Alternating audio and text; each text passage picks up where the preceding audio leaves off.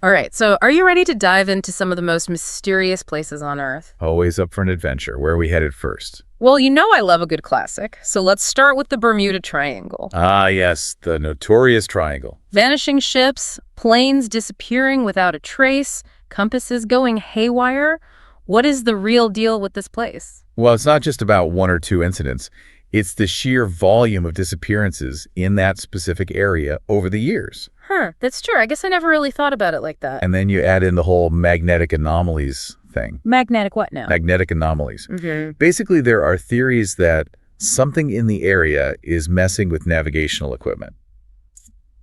Could be factored in some of those disappearances. So like some kind of weird magnetic force field. Some researchers believe underwater methane gas eruptions could be the culprit.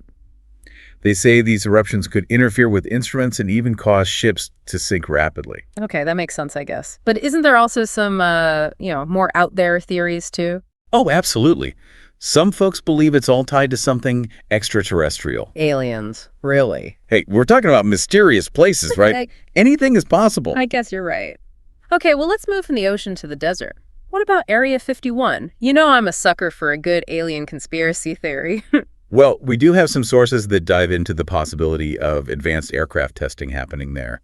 Maybe even reverse-engineered technology. So less about little green men and more about super secret government projects. Exactly. Things like experimental aircraft or early stealth technology, that kind of stuff. I mean, it would make sense. The more secretive they are, the more people are going to come up with wild ideas about what's going on in there. That's for sure. The government's silence just fuels the speculation. All right, well, let's switch gears again. Let's go way back in time to Easter Island. Those Moai statues, yeah, they are pretty incredible. They're massive. How did they even get them there? That's the million-dollar question.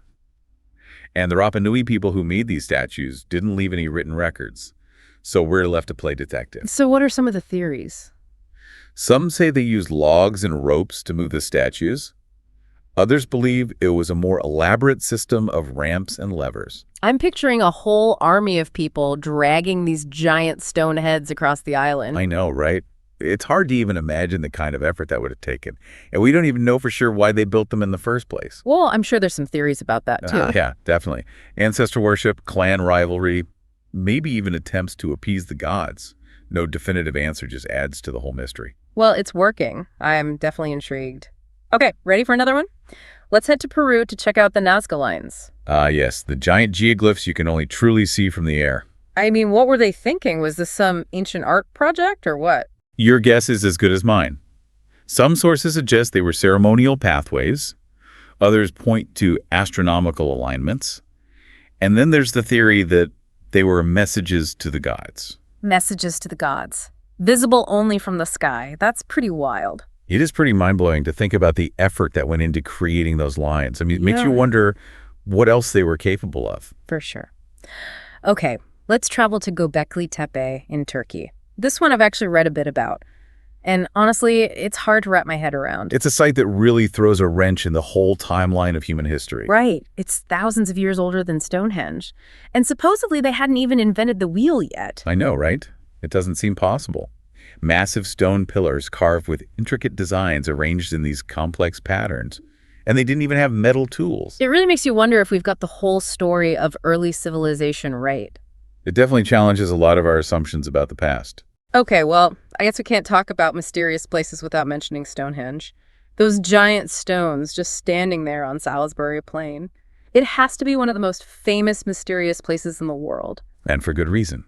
It sparked endless debates and theories. Well, what are some of the leading theories? What do people think it was for? You know, there's still no definitive answer, but some archaeologists believe Stonehenge was a complex astronomical calendar used to track solstices and equinoxes. So not a burial ground or some ancient healing site, more like a giant prehistoric observatory. That seems to be the leading theory these days. And think about the precision they needed to align those stones. It points to some serious astronomical knowledge for people from that era. Yeah, pretty impressive. All right, let's take a turn into something a little creepier. The Black Forest in Germany, all dark and mysterious and full of those creepy folk tales. I've always loved those stories about the Black Forest, werewolves and witches lurking among the trees. It's like something out of a Brothers Grimm fairy tale. But do you think there's any truth to those stories, or are they just stories? Well, places like the Black Forest, they blur the lines between reality and myth. The lack of evidence doesn't make the stories go away, it just adds to the mystery. It's like the forest itself is a breeding ground for all those spooky stories. Exactly. The limited sunlight, the dense trees. It's not hard to imagine how people would come up with those tales. Okay, so on that note, let's move on to Lake Baikal in Siberia. This lake isn't just the deepest lake in the world, it's also known for some seriously strange happenings. It's true. Lake Baikal is a place where science and the unexplained collide. So what kind of strange stuff are we talking about here? Think strange light patterns, both above and below the water. Some locals even say they've seen bizarre creatures in underwater structures. Okay, now that's getting a little spooky. Is there any scientific basis for any of that, or is it just local legends? Well, some scientists think the unique geology and the unusual water currents could be behind some of what people are seeing, but others say there's more to it. They think Lake Baikal holds secrets we just don't understand yet. The lake's hiding something, you think? Maybe. Maybe it's just playing hard to get. It wouldn't be a list of mysterious places without throwing in one more. So before our last stop, let's touch on the Richat structure. The one that looks like a giant bullseye in the middle of the Sahara Desert. The Eye of the Sahara, they call it. A perfect circle visible from space. Okay, now that one is seriously strange. What do we know about how it formed? Like a lot of these places, no one knows for sure. Some geologists think it's just natural erosion. Others think maybe a meteorite impact. But there's really no solid evidence for either. So it's a big question mark in the middle of the desert. That's kind of cool. It is. It reminds us that there's still so much about our planet that we don't know. All right, ready for our final destination? This time we're going underwater. Underwater. Intrigued. To the underwater ruins of Yonaguni, just off the coast of Japan. Oh, I've heard of those. Massive stone structures that look like they could be ancient ruins. Exactly. Divers have found what look like streets, staircases, even a pyramid. I know, right? It sparked this huge debate about whether they're natural or man-made. Because if they're man-made, that means there was a whole civilization there that we know nothing about. Some geologists are sticking to the natural rock formations theory, that the currents and tectonic activity just shape the rocks that way. Okay, but that's not nearly as interesting as a lost underwater civilization. Right. But others say the shapes are too deliberate. The right angles, the apparent structures, they think it had to have been made by humans. Wow. If they're right, that would completely change how we understand history. Wouldn't it? What a way to end the first part of our deep dive into these mysterious places. I know, right? It's incredible to think that in this day and age, we still have so many unanswered questions. Makes you wonder what else is out there, just waiting to be discovered.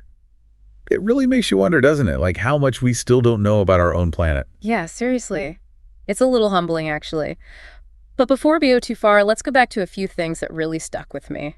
First, the sheer size of some of these places. I mean, the Nazca lines are just enormous. It's wild, right? To think they created those massive geoglyphs without even being able to see the whole picture. It makes you wonder how they did it. I know, it's boggling.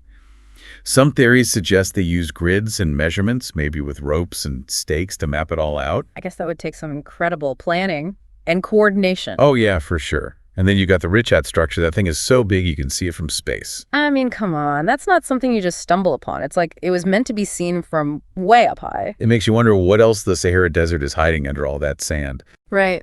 And speaking of hitting things, we can't forget about those underwater structures at Yonaguni. If they're man-made, well, that just changes everything. If they're man-made, it means an advanced civilization existed that we know nothing about. It's pretty mind-blowing to think about. Imagine the technology they must have had to build something like that underwater. It's tantalizing to think what else might be down there hidden beneath the waves. Right, now I'm getting chills. But it's not just about the size of these places, is it? It's also the mysteries they hold, like the unexplained phenomena at Lake Baikal. Yeah, all those stories. I mean, Lake Baikal is the oldest and the deepest lake on Earth. Plus, it's got this unique ecosystem you won't find anywhere else. So it makes sense that there would be some strange stuff going on. So what do you make of those stories? The strange lights, the weird creatures, the mysterious ice circles. Is there something to them, or are they just tall tales? Well, I mean, it's a lake that seems to break the rules, so I wouldn't rule anything out. It's like the lake itself is a mystery just waiting to be solved. And we may never have all the answers. But that's part of the beauty of it, don't you think? I guess so. It definitely makes you think about how much we still don't understand about our own planet. So much we haven't figured out yet. It's a reminder that despite all our scientific advancements, we're still just scratching the surface. So why do you think we're so drawn to these mysteries in the first place? Why are we so fascinated by the unexplained? I think it's just part of being human. We're curious by nature. We want to understand the world around us.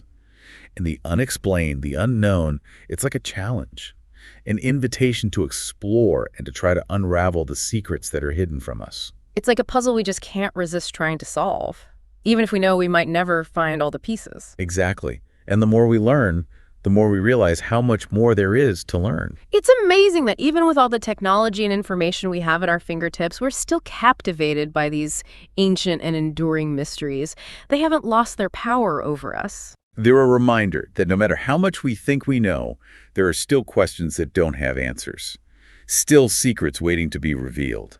And I think that's what keeps us searching for answers, that drive to uncover the truth, to push the boundaries of what we know. It's about challenging our assumptions and embracing the wonder of the unknown. So where do we go from here? I mean, we've explored the oceans, the deserts, the mysteries of ancient civilizations. What's next? The journey doesn't have to end here. There are countless other mysterious places out there, all with their own stories to tell. You could spend a lifetime exploring them and still only scratch the surface. And each one offers a glimpse into something bigger than ourselves, a chance to connect with the past, with the unknown, with the vastness of the universe. It's about recognizing that the journey itself is as important as the destination.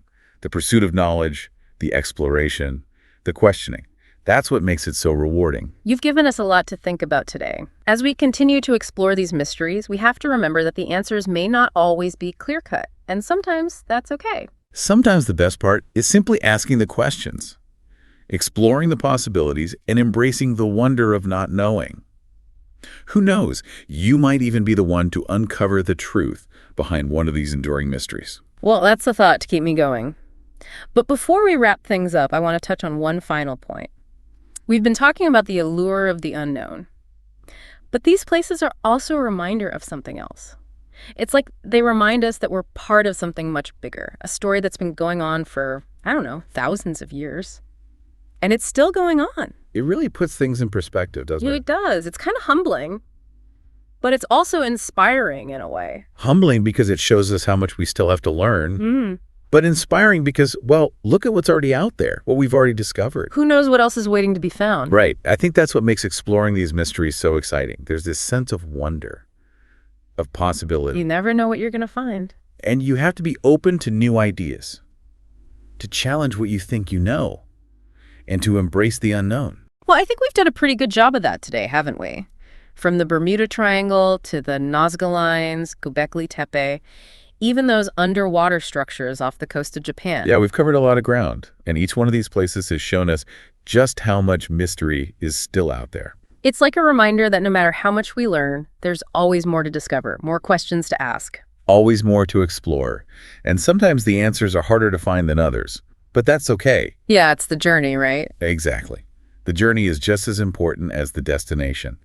It's about the pursuit of knowledge, the questioning, the exploration. Well said.